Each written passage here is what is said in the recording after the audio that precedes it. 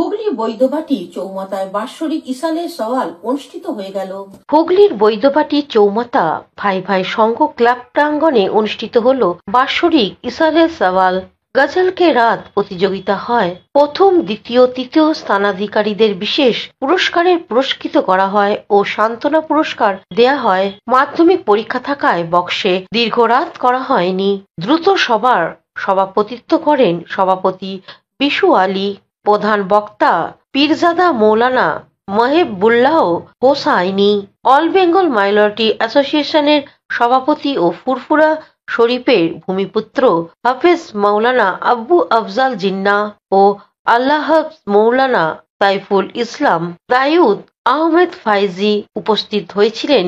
বৈদ্যবাটি পৌরসভার পৌরপ্রধান পিন্টু মাহাতো ও স্থানীয় বিধায়ক অরিন্দম গুইন মহাশয়, মসজিদ কমিটির সেক্রেটারি সায়েম আলী সকলকে অনেক ধন্যবাদ জ্ঞাপন করেন, যারা সব রকম সহযোগিতা করেছেন। সকল বক্তা শান্তির বাণী ও নবীর আদর্শে কথা তুলে ধরেন। আজকে বৈদ্যবাটি চৌমাথা মুসলিম পাড়ার উদ্যোগে বাৎসরিক ইসালে গজল ক্লাস প্রতিযোগিতা মাধ্যমিক পরীক্ষা চলছে বলেই অনাড়ম্বরভাবে পালিত হলো এবং ছোট ছোট ছেলে মেয়েদের মধ্যে গজল ক্লাস প্রতিযোগিতা হয় এবং জলসার মাধ্যমে শান্তি বার্তা দেওয়া হয়। আজকের মূলত যে একটা সম্প্রীতি জায়গা, এর সমস্ত শ্রেণী মানুষের একটা মেলবন্ধনের জায়গা। Bureau report, Hooghly update.